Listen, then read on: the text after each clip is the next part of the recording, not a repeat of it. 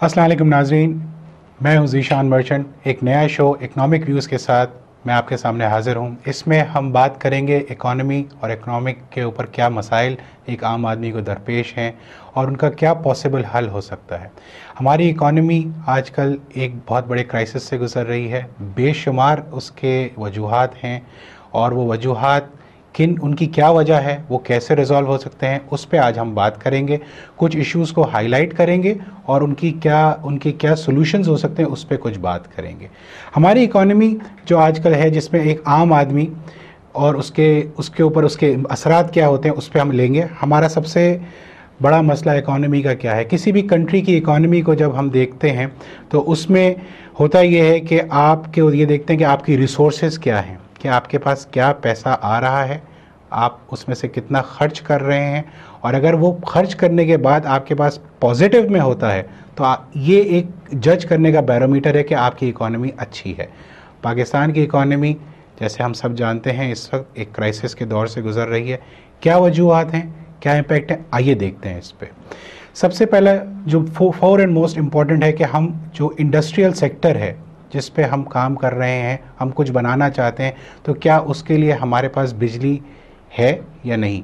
हमारी इंडस्ट्री की जो ग्रोथ है इस वक्त वो बहुत कम है। पिछले साल पाकिस्तान की जो ग्रोथ रही है, ग्रोथ रेट था वो 2% के करीब था।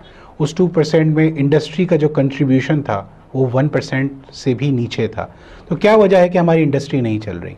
हमारी इंडस्ट्री ना चलने की वजह ये है कि हमारे पास पावर नहीं है। सबसे बड़ा मसला आज हमारी इकॉनमी के लिए दरपेश जो है वो पावर नहीं।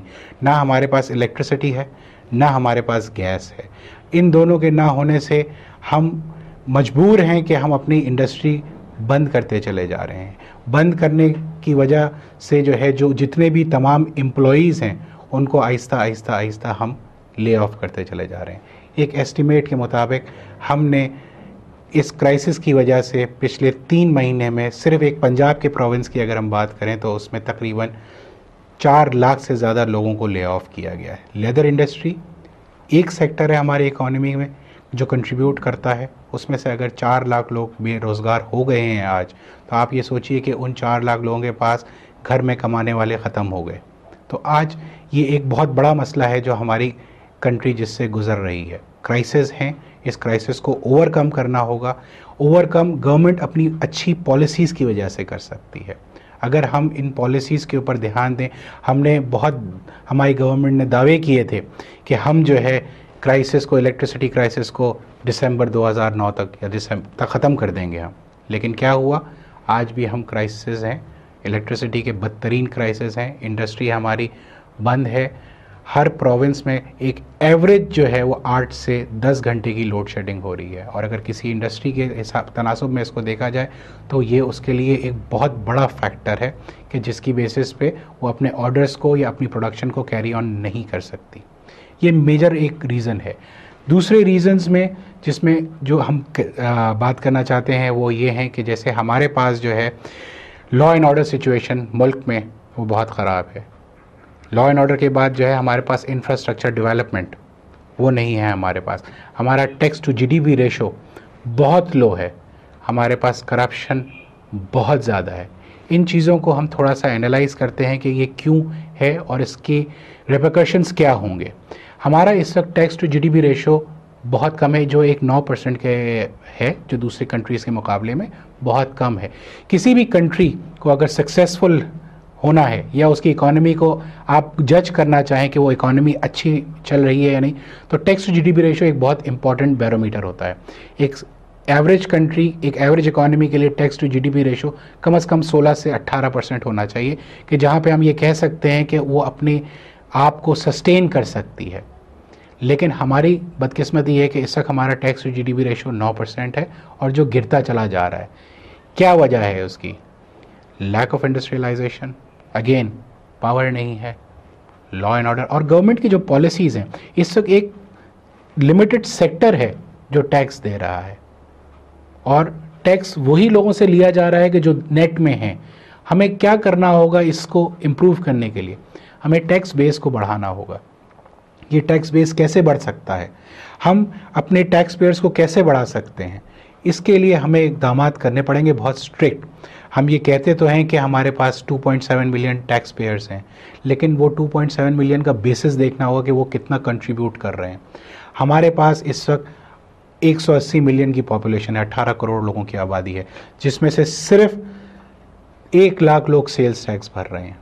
रेशो मिनिमल है। हमारे पास इस पॉपुलेशन में सिर्फ 2.7 मिलियन लोग हैं जो इनकम टैक्स भर रहे हैं।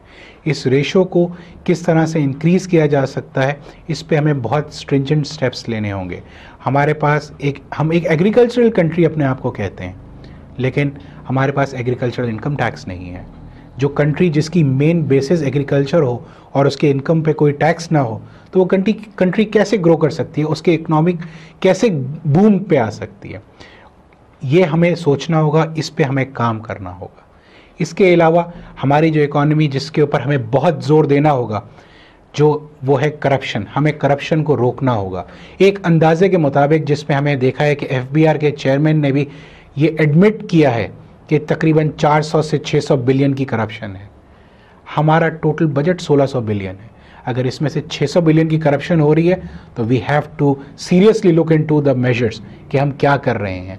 600 बिलियन की करप्शन का मतलब यह है कि हम 1/3 से ज़्यादा करप्शन में ज़ाया कर रहे हैं। हम अगर सिर्फ इसी चीज़ को रोकने में कामयाब हो जाएं तो हमारी इकॉनमी, जिसकी साइकिल आज बहुत स्लो चल रही है, वो एकदम से स्पीड पकड़ लेगी। हमारे पास इस वक्त ब्लैक इकॉनमी 1:5 के रेशो पे एक अंदाजे के मुताबिक चल रही है कि अगर हम 1 रुपये ऑफिशियल दिखाते हैं तो हमारे पास 6 रुपये होते हैं, क्योंकि 5 रुपये हम ब्लैक इकॉनमी में कर रहे हैं। क्या वजह है कि हम ये ब्लैक इकॉनमी की तरफ जा रहे हैं? क्या मेजर्स हैं कि हम उसको लें तो हमारी इकॉनमी जो है वो डॉक्यूमेंटेड सेक्टर में आ जाए? हमारे पास डॉक्यूमेंटेशन बिल्कुल नहीं। इस डॉक्यूमेंटेशन को हमें ड्राइव चलानी पड़ेगी। मुख्तलिफ अदवार में ये काम शुरू तो हुए, लेकिन इसको हम पूरा नहीं कर सके हैं। हमें वो मेजर्स लेने पड़ेंगे, क्योंकि अब वक्त ये आ गया है कि देखें, अगर हम आज भी ये चीज़ ना कर सके तो फिर हम कभी भी नहीं कर सकेंगे। हमें आज ये स्टेप्स लेने पड़ेंगे। हमें एक पब्लिक अवेयरनेस स्कीम चलानी पड़ेगी, कैंपेन चलानी पड़ेगी, जिसमें हम लोगों को बताएं कि टैक्स देने से क्या फ़वायद होंगे। इस वक्त पोजीशन ये होती है कि जो चूँकि एक सिलेक्टेड तबका टैक्स दे रहा है तो उन्हीं पे बर्डन डाले जाते हैं। एक बड़ी सिंपल सी कहावत है, the bigger the tax base the bigger the tax revenue and the lower the tax rates. जब आप टैक्स में लोगों को ज़्यादा लेकर आएंगे तो टैक्स रेवेन्यू ज़्यादा जनरेट होने लगेगा। तो जब आपका एस्टिमेटेड रेवेन्यू जो आप बजट करते हैं अगर वो पूरा होने लगेगा तो फिर आप टैक्स रेट को आहिस्ता आहिस्ता कम कर सकेंगे। इससे जो एग्जिस्टिंग टैक्स पेयर्स हैं उनको रिलीफ मिलना शुरू होगा। जब रिलीफ मिलना शुरू होगा तो उनकी एक्टिविटी मज़ीद जनरेट होना शुरू हो जाएगी, और इस एक्टिविटी जनरेशन से हमारी इकॉनमी जो है, जो इस वक्त स्लो है, वो फिर से चलनी पड़ेगी। इंडस्ट्रियलाइजेशन जो हमारा प्रॉब्लम है कि हम इंडस्ट्री नहीं लगा पा रहे, क्या वजह है इसकी? क्योंकि हम तमाम चीज़ें, एक पिन चे जाएगा कि एक स्टेपलर की पिन भी इंपोर्ट करते हैं, क्यों हम खुद नहीं बनाते? Pakistan is a mineral rich resourceful country. हमारे पास हर चीज़ एक अबंडेंस में मौजूद है। हम सिर्फ एक एग्जांपल ले लेंगे, एनर्जी क्राइसिस को कैसे पूरा कर सकते हैं? हमारे पास सिंध में थर कोल, इतना सफिशेंट कोल रिजर्व्स हैं हमारे पास कि अगर हम इसको पूरा इसी को यूटिलाइज कर लें तो 450 साल की बिजली हम फ्री दे सकते हैं पाकिस्तान में। ये एक एस्टिमेट है। इसके अलावा हमें अपनी कॉस्ट को रिड्यूस करना होगा। हम अपनी कॉस्ट जिसको किस तरह से रिड्यूस कर सकते हैं? हमारे पास आज एक सस्ती बिजली पैदा करने के लिए बहुत सारी चीज़ें हैं अवेलेबल। चाइना कहता है कि हमसे 300 रुपये पर घर के हिसाब से आप जितनी बिजली चाहे ले लें, लेकिन क्यों हम महंगी तरीन बिजली ख़रीद रहे हैं? क्यों हम 15 रुपये या 16 रुपये या 17 रुपये फ़ी यूनिट की बिजली परचेज़ कर रहे हैं? ये सोचना होगा। गवर्नमेंट कहती है कि ऑस्टेरिटी मेजर्स लेने होंगे। क्यों जब एक प्रेसिडेंट या प्राइम मिनिस्टर या इवन चीफ मिनिस्टर का मोटरकेड जाता है तो उसके साथ 20 से 25 गाड़ियाँ होती हैं? कहाँ पे वो ऑस्टेरिटी मेजर्स आएंगे? कौन लेगा? गवर्नमेंट तो कहती है कि लेने होंगे, लेकिन अगर हम खुद से एग्जाम्पल्स को सेट नहीं करेंगे तो ये चीज़ें बहुत मुश्किल होती चली जाएंगी। इस वक्त पोजीशन ये है कि दिन ब दिन भूख बढ़ती चली जा रही है, दिन ब दिन बेरोज़गारी बढ़ती चली जा रही है, दिन ब दिन चोरी और चकारी होती चली जा रही है। एक आम आदमी जो है वो अपने मीन्स को पूरा नहीं कर पा रहा है। इन चीज़ों की तरफ हमें बहुत ज़्यादा सोचना होगा, इन चीज़ों की तरफ हमें बहुत ज़्यादा तवज्जो देनी पड़ेगी।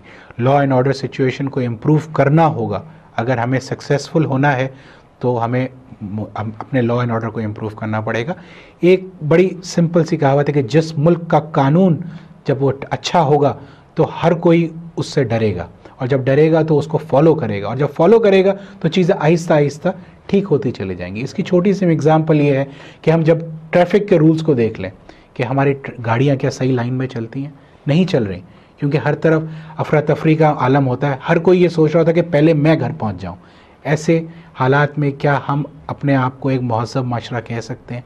क्या हम ये कह सकते हैं लोगों को कि हमारी इकॉनमी सही चल रही है? हमें सोचना होगा, हमें इसके पीछे तवज्जो देनी पड़ेगी। ये आज हमारा जो प्रोग्राम था ये एक इंट्रोडक्टरी प्रोग्राम है। इसमें बहुत सारे दूसरे इश्यूज़ पे हम बात करेंगे आने वाले प्रोग्राम्स में। इनको हम कैसे रिजॉल्व कर सकते हैं वो हम देखेंगे। हम लोगों से उनकी आरा जानेंगे कि वो क्या सोचते हैं कि इकॉनमी किस तरह से सही हो सकती है, और उनके जहन में क्या एक तरीका है कि जिसको इम्प्लीमेंट करें तो इकॉनमी हमारी टर्न अराउंड कर सकती है। ये तो बड़ी मशहूर एक शायर ने भी कहा था कि हिम्मत मर्दा मदद खुदा।